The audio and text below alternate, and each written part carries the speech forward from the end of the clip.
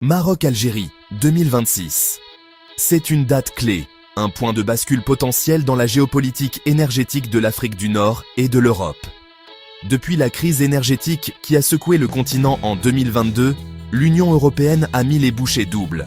Avec des plans comme Fit for 55 et REPower EU, elle a gravé dans le marbre une double ambition. Réduire drastiquement sa dépendance aux hydrocarbures russes, mais aussi accélérer sa transition vers une énergie décarbonée. C'est dans ce contexte de réinvention forcée que la rivalité historique entre le Maroc et l'Algérie prend une nouvelle dimension. Depuis des décennies, la conversation est dominée par les pipelines et le gaz. L'Algérie, un géant des hydrocarbures, a bâti son influence sur d'immenses réseaux de gazoducs qui serpentent sous la Méditerranée, symbole de sa puissance. Mais aujourd'hui, je veux vous montrer le virage discret, presque silencieux, qui se prépare. Un changement fondamental qui pourrait décider qui alimentera l'Afrique de demain et qui empochera les contrats les plus lucratifs avec une Europe en pleine transition énergétique. Cette rivalité se joue sur 3 axes stratégiques. Premier axe, la confrontation directe entre les pipelines et les câbles sous-marins. L'Algérie a bâti son influence et sa richesse sur le gaz naturel. Son modèle économique repose sur des infrastructures colossales. Le gazoduc Medgaz, qui relie directement l'Algérie à l'Espagne, et le Transmed, qui traverse la Tunisie pour approvisionner l'Italie. Ce système est fondé sur des contrats à long terme, souvent sur 20 ou 25 ans.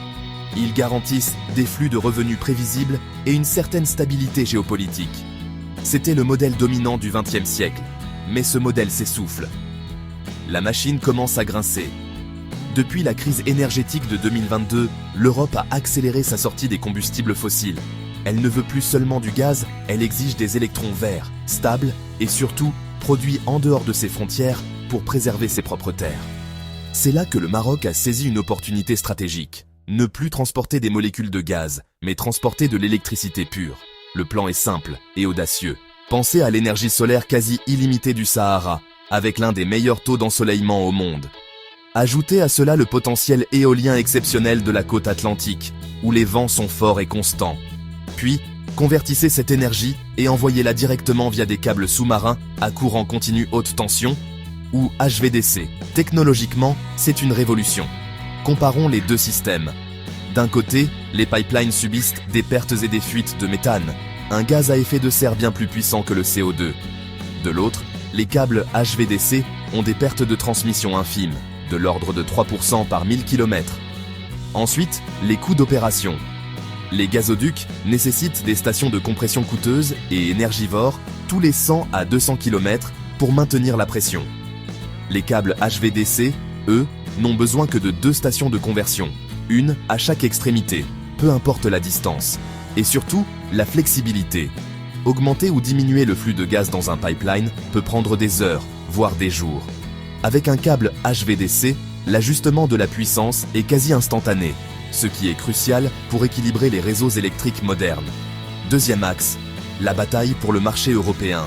C'est ici que la stratégie marocaine se révèle. Au lieu d'acheminer du gaz vers un point d'entrée unique comme l'Espagne et d'espérer que les marchés européens l'achètent, Rabat construit des liaisons électriques directes vers les centres de demande, contournant les intermédiaires. Il y a d'abord les interconnexions existantes entre le Maroc et l'Espagne. D'une capacité actuelle de 1400 MW, elle déplace déjà l'énergie dans les deux sens à travers le détroit de Gibraltar, assurant la stabilité des deux réseaux. Des mises à niveau sont prévues pour doubler leur capacité, transformant ce lien en une véritable autoroute électrique.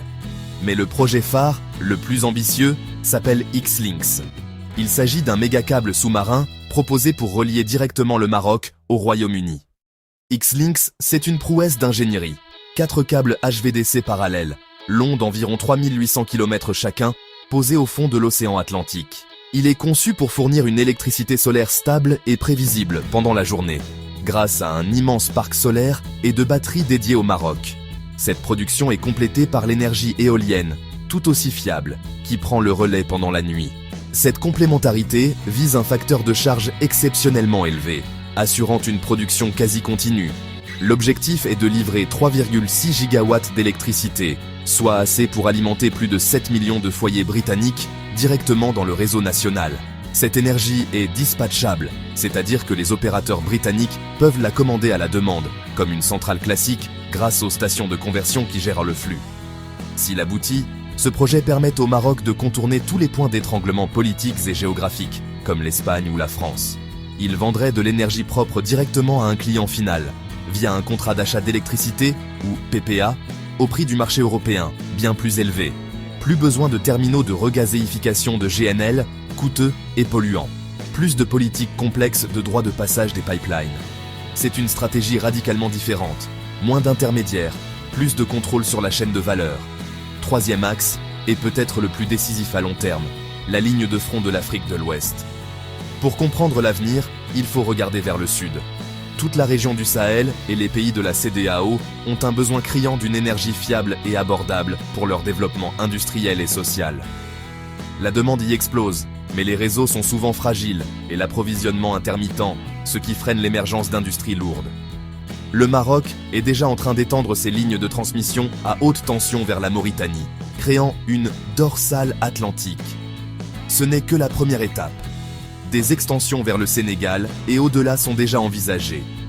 Cette dorsale est conçue pour s'intégrer parfaitement à la vision du pool énergétique de l'Afrique de l'Ouest, qui vise à créer un marché commun de l'électricité.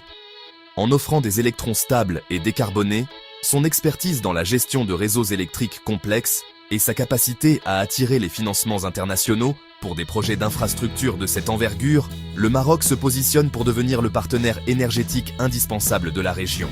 Cette stratégie sape directement l'argumentaire algérien, entièrement centré sur le gaz, surtout dans les zones où la construction de nouveaux pipelines serait extrêmement coûteuse, politiquement risquée ou peu sûre. Les lignes électriques peuvent franchir les frontières et connecter les marchés bien plus rapidement que de nouvelles routes gazières ne peuvent être planifiées et financées. Alors, qui est en train de gagner cette course silencieuse? Il ne faut pas sous-estimer l'Algérie. Le pays dispose toujours d'immenses réserves de gaz, d'infrastructures de pipeline déjà amorties et de clients européens encore dépendants de ces livraisons, notamment l'Italie et l'Espagne, qui cherchent à sécuriser leurs approvisionnements à court et moyen terme. Mais le centre de gravité stratégique penche inexorablement vers celui qui peut déplacer de l'électricité propre, à grande échelle et sur de longues distances. Le Maroc parie sur l'avenir, tandis que l'Algérie capitalise sur le présent. Les câbles sous-marins et les réseaux transfrontaliers sont en train de redessiner la carte de l'influence énergétique. Si le Maroc parvient à sécuriser la demande britannique via X-Links, à renforcer sa position sur le marché ibérique et à cimenter cette dorsale électrique ouest-africaine, il ne se contentera plus de vendre de l'énergie. Il fixera les conditions du marché pour les décennies à venir. C'est la course silencieuse de 2026. Une course qui ne se mesure plus en barils de pétrole ou en British Thermal Units de gaz, mais en électrons verts et en la capacité des câbles qui les transportent. Surveillez les indicateurs clés, les approbations réglementaires pour les nouvelles interconnexions, les décisions finales d'investissement pour des projets comme X-Links et les premiers coups de pioche pour les stations de conversion. Ce sont les nouveaux pipelines du XXIe siècle.